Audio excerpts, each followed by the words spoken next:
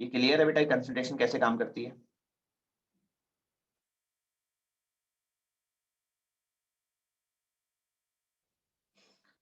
Good. अब हम कुछ रिवाइज करेंगे एएस के प्रोसेसेस को, हेबर प्रोसेस को और कॉन्टैक्ट प्रोसेस को। सबसे पहले हेबर प्रोसेस क्या होता है? ये अमोनिया बनाने का एक तरीका है, और अमोनिया गैस हम इसलिए बना रहे होते हैं ताकि हम फर्टिलाइजर्स, एक्सप्लोजिव्स और नाइट्रिक एसिड बना सकें। अमोनिया बनाने के लिए जो रॉ मटेरियल हमें चाहिए होते हैं वो हाइड्रोजन और नाइट्रोजन गैस है। हाइड्रोजन हासिल की जाती है क्रैकिंग ऑफ क्रूड ऑयल से, और नाइट्रोजन हासिल की जाती है fractional distillation of liquid air से। अब हेबर प्रोसेस जब आप करवाते हैं तो उसके लिए ये आपकी इक्वेशन है पूरी, और ये आपका सिस्टम है। ठीक है, इक्वेशन सबसे टॉप पर पढ़ें कि नाइट्रोजन और हाइड्रोजन रिएक्ट करके अमोनिया प्रोड्यूस कर रहे हैं। फॉरवर्ड रिएक्शन एक्सोथर्मिक है, और अगर आप मोल्स की कैलकुलेशन करें तो रिएक्टेंट के 4 मोल हैं, प्रोडक्ट के 2 मोल हैं। ये तो हो गई इक्वेशन। अब बिल्कुल एक्सट्रीम लेफ्ट पर देखें जहां पे क्रूड ऑयल और एयर लिखा हुआ है, वहां से मेरे साथ चलना शुरू करें। सबसे पहले आपने क्रूड ऑयल की फ्रैक्शनल डिस्टिलेशन से हाइड्रोजन हासिल की, और एयर की फ्रैक्शनल डिस्टिलेशन से नाइट्रोजन। फिर आप क्या करते हैं कि इस नाइट्रोजन और हाइड्रोजन गैस को आगे देखें, एक पंप बना हुआ है, एक प्रेशर पंप में डालते हैं जो कि इनको 200 से 300 एटीएम प्रेशर पे आगे भेजती है। अब पहला सवाल है कि हमने इतना हाई प्रेशर क्यों सिलेक्ट किया? हमने इतना हाई प्रेशर 200 से 300 एटीएम इसलिए सिलेक्ट किया क्योंकि नंबर 1, प्रेशर बढ़ाने से रिएक्शन की स्पीड बढ़ती है, आपका इक्विलिब्रियम जल्दी आएगा। दूसरा, प्रेशर बढ़ाने से इक्विलिब्रियम पोजीशन पे असर पड़ेगा क्योंकि गैस के मोल्स बराबर नहीं है, और प्रेशर बढ़ाने से वो साइड फेवर होती है जहाँ गैस के मोल्स कम है। अच्छी बात है कि हमारे प्रोडक्ट के गैस के मोल्स कम है, प्रोडक्ट के सिर्फ 2 मोल हैं, रिएक्टेंट के 4 मोल हैं। इससे फायदा ये होगा कि एक तो इक्विलिब्रियम जल्दी आएगा, और जब आएगा तो उस पर प्रोडक्ट अच्छा खासा ज्यादा बन चुका होगा। प्रेशर बढ़ाना हमारे फेवर में था, स्पीड के हवाले से भी और पोजीशन को प्रोडक्ट साइड पे ले जाने के हवाले से भी। बेटा ये प्रेशर का सिलेक्शन सबको समझ में आया कि प्रेशर हाई क्यों रखा है, उससे क्या फायदा हुआ है?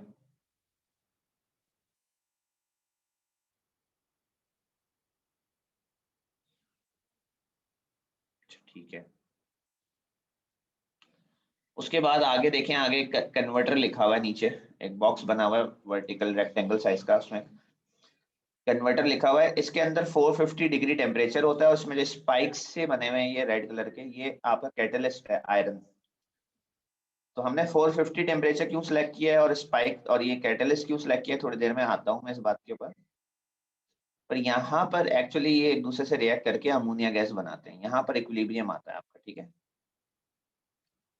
तो 450 टेम्परेचर इसलिए रखा है क्योंकि उससे स्पीड में तो आपको फायदा होगा, क्योंकि टेम्परेचर बढ़ाने से स्पीड बढ़ जाती है। पर एक्चुअली इक्विलिब्रियम पोजीशन में आपको थोड़ा सा नुकसान हो जाएगा इसमें, क्योंकि टेम्परेचर बढ़ाने से एंडोथर्मिक साइड फेवर होती है, और एंडोथर्मिक साइड इस वक्त रिएक्टेंट साइड है। पर क्योंकि ऑलरेडी हमारा प्रेशर इक्विलिब्रियम को प्रोडक्ट साइड में पुश कर चुका है, तो ये अगर थोड़ा सा इक्विलिब्रियम को रिएक्टेंट साइड में पुश कर लेगा तो उससे कोई फर्क नहीं पड़ेगा इतना ज्यादा। और कैटलिस्ट इसलिए इस्तेमाल किया है, कैटलिस्ट से इक्विलिब्रियम पोजीशन पे तो कोई असर नहीं पड़ता, पर कैटलिस्ट क्या करता है कि कैटलिस्ट हमारी स्पीड को बढ़ा देता है। तो तीनों फैक्टर ने एक कॉमन बात की है कि स्पीड को बढ़ाया है, तो हमें यकीन है कि बहुत जल्दी इक्विलिब्रियम आएगा। जैसे ही इक्विलिब्रियम आएगा तो आगे देखें रेड कलर का एरो है कन्वर्टर के बाद, उस एरो के ऊपर लिखा हुआ है नाइट्रोजन, अमोनिया और हाइड्रोजन, 3 गैसेस लिखी हुई हैं। जबकि कन्वर्टर में गई 2 गैसेस थी, क्योंकि पहले रिएक्टेंट गया था कन्वर्टर के अंदर, बाहर निकला है इक्विलिब्रियम मिक्सचर, बचा हुआ रिएक्टेंट और बना हुआ प्रोडक्ट। उसके बाद ये तीनों गैसेस एक कंडेंसर में जा रही हैं आगे। कंडेंसर में देखें ब्लू कलर से एक लिक्विड नीचे बैठा हुआ है, और नाइट्रोजन हाइड्रोजन ऊपर लिखा हुआ है, मेंशन हुआ हुआ है। होता ये है कि इस कंडेंसर के अंदर, कंडेंसेशन कहते ही गैस का लिक्विड बनने को है, इस कंडेंसर के अंदर इतना टेम्परेचर सेट किया हुआ होता है, इस तरह से टेम्परेचर एडजस्ट किया होता है कि ये 3 गैसेस जब अंदर आती हैं तो इन 3 में से सिर्फ अमोनिया लिक्विड बन सके और नाइट्रोजन हाइड्रोजन गैस ही रह जाए। उससे फायदा ये होता है कि रिएक्टेंट और प्रोडक्ट एक दूसरे से अलग हो जाते हैं।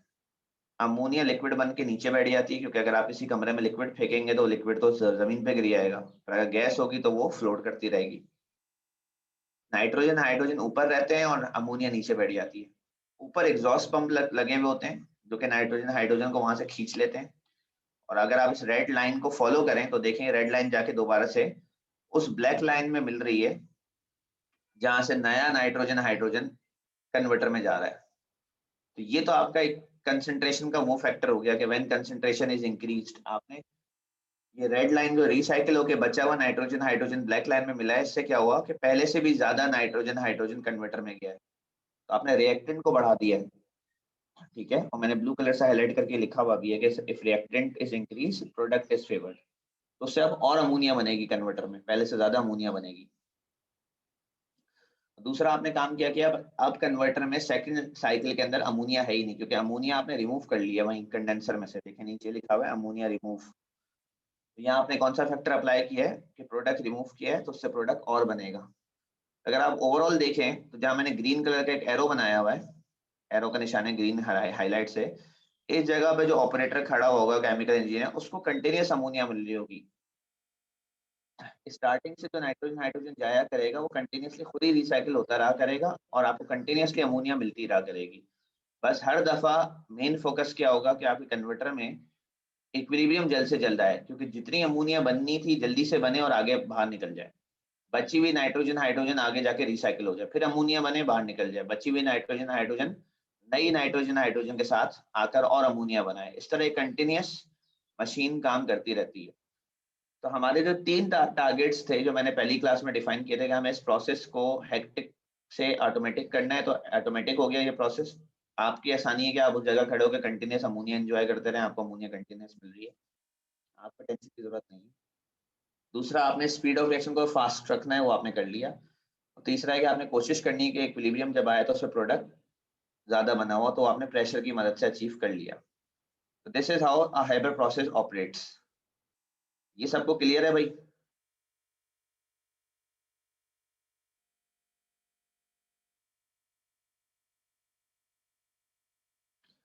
कोई सवाल है तो अभी माइक अनम्यूट करके पूछ लें भाई। सर इसमें कंसंट्रेशन का यूज नहीं हुआ? हुआ ना बेटा? कहाँ पे सर? कंडेंसर में देखें, कंडेंसर में क्या हुआ है, नाइट्रोजन हाइड्रोजन बची है ना, जी वो सर। कहाँ जा रही है? वापस पंप के नई पास। नाइट्रोजन हाइड्रोजन भी आ रही है, हम्म। कंसंट्रेशन बढ़ गई ना। अच्छा सर, सही है। और अमोनिया तो नहीं जा रही वहां वापस, वो रिमूव हो रही है, तो कंसंट्रेशन डिक्रीज हो गई उसकी। जी सर। उसके बाद next process is called contact process. Contact process इसलिए किया जाता है ताकि हम सल्फ्यूरिक एसिड बनाएं, और सल्फ्यूरिक एसिड हम इसलिए बनाते हैं ताकि हम उससे फर्टिलाइजर्स बनाएं, डिटर्जेंट्स बनाएं, और गाड़ियों के एसिड के तौर पे जो बैटरी में एसिड होता है उसके तौर पे ये इस्तेमाल होता है। इसको बनाने के जो रॉ मटेरियल हैं वो बहुत नेचुरली एक्वायर होते हैं, उन्हें किसी प्रोसेस से नहीं गुजरना पड़ता। एक तो जमीन में से सल्फर निकलता है, ज्यादातर जिन जगहों पे वॉल्केनोज होते हैं उधर सल्फर का बहुत हाई डिपॉजिट होता है। दूसरा है कि हवा में जो ऑक्सीजन है बस वो, और उसको भी फ्रैक्शनल डिस्टिलेशन करके अलग करने की जरूरत नहीं है, बस नॉर्मल एयर यूज होती है। अब इसके चार प्रोसेसेस हैं। इस ये प्रोसेसेस को मैंने यूं लिखा हुआ है, फिर नीचे मैंने वन बाय वन स्टेजेस को एक्सप्लेन किया। पहला जो स्टेज है वो कंबशन, उसमें आप सल्फर को जलाते हैं और सल्फर डाइऑक्साइड बना देते हैं। अब यहाँ आप क्या करते हैं कि जो आपके सल्फर डाइऑक्साइड गैस बनती है उसमें से आधी सल्फर डाइऑक्साइड को आप मार्केट में बेच देते हैं और आधे को सल्फ्यूरिक एसिड बनाने के लिए रख लेते हैं, क्योंकि लोग जो है वो सल्फर डाइऑक्साइड भी खरीदते हैं। सल्फर डाइऑक्साइड लोग इसलिए खरीदते हैं क्योंकि मैंने ग्रीन कलर से राइट पे यूजेस लिखे हैं। सल्फर डाइऑक्साइड एक एंटी बैक्टीरियल और एंटीऑक्सीडेंट है, यानी कि बैक्टीरिया को ग्रो नहीं होने देती जिस जगह पर सल्फर डाइऑक्साइड होती है, और चीजों को ऑक्सीजन से रिएक्ट करने से बचाती है। ये दोनों प्रॉपर्टीज बहुत अच्छी होती हैं फॉर अ फूड प्रिजर्वेटिव, जो चीजें खाने को सड़ने गलने से बचाएं। तो जो फूड इंडस्ट्री है वो बहुत ज्यादा सल्फर डाइऑक्साइड गैस यूज करती है ताकि उनके प्रोडक्ट्स फ्रेश रहें। दूसरा है कि ये ब्लीचिंग एजेंट है, ये चीजों का रंग उड़ा देती है। तो जो पेपर मेकिंग इंडस्ट्री है वो जब वुड से पेपर बनाते हैं तो वुड का जो पल्प का कलर होता है, वुड का कलर ब्राउन येलोइश कलर होता है, और जिस पेज पे आप लिखते हैं अपने लेक्चर्स कॉपी करते हैं, ये पेजेस जो होते हैं व्हाइट कलर के होते हैं। ये लकड़ी से बने हुए होते हैं और ये कलर लकड़ी का उड़ाया हुआ होता है इन्होंने ब्लीच करके, और उसके लिए सल्फर डाइऑक्साइड यूज करते हैं। तो ये तो 50% वो हो गया जो मार्केट में बेच दिया जाता है। बाकी जो 50% सल्फ्यूरिक एसिड बनाने के लिए रखा जाता है, उस सल्फर डाइऑक्साइड के साथ क्या होता है कि आगे देखें स्टेज 2 लिखा हुआ है, नीचे लिखा हुआ है कन्वर्टर इक्विलिब्रियम, वहां ये रिएक्शन होता है रिवर्सिबल।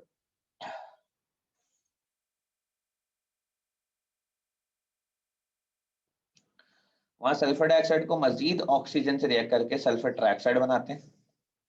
इस इक्विलिब्रियम रिएक्शन को कंट्रोल करने के लिए 3 कंडीशन सेलेक्ट की जाती हैं। एक टेम्परेचर तो वही रखा जाता है तो हैबर प्रोसेस में 450, और उसकी वजह भी वही है कि आपको स्पीड ज्यादा रखनी है। ऑल्दो फॉरवर्ड रिएक्शन एक्सो है, इससे आपको इक्विलिब्रियम कंपोजिशन में नुकसान होगा, प्रोडक्ट कम बनेगा बट जल्दी बनेगा।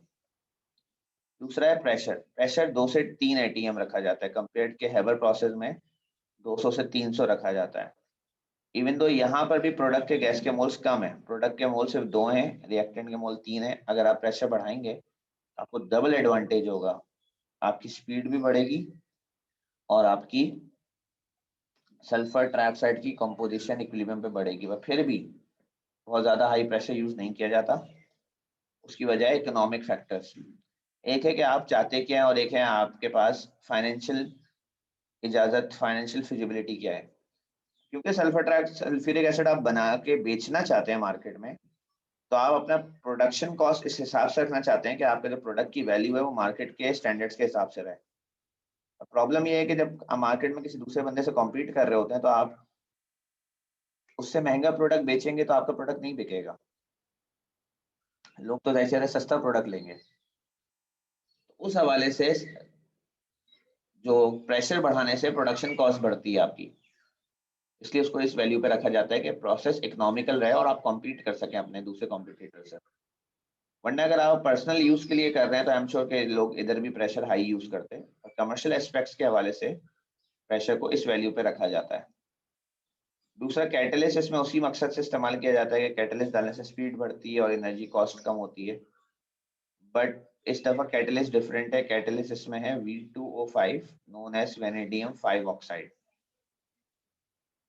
ये ओ लेवल में था पूरा प्रोसेस, मैं तो उसको एक रिकैप दे रहा हूँ।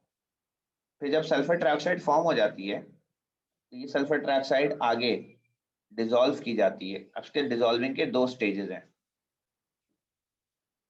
फर्स्ट करें जो 100% सल्फर ट्राइऑक्साइड बनी है 100%, इसमें से 10% को छोड़कर थोड़ी सी सल्फर ट्राइऑक्साइड को पानी में डिसॉल्व करते हैं। इसमें मैंने स्मॉल स्केल प्रोडक्शन लिखा है।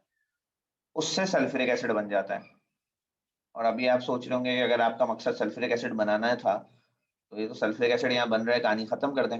अच्छी बात है।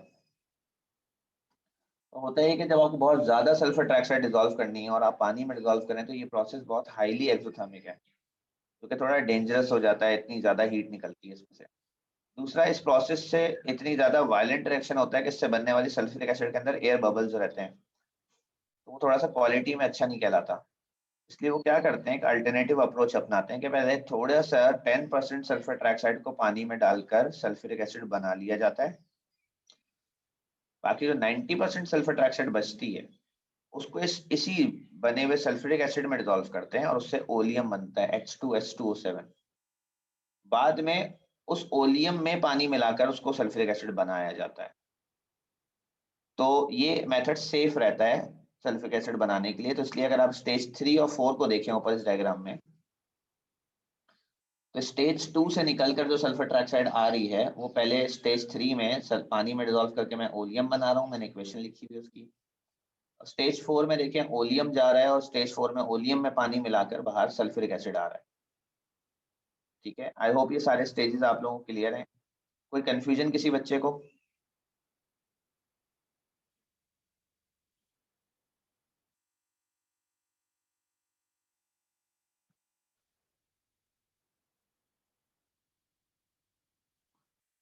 अच्छा, आपने करना ये है कि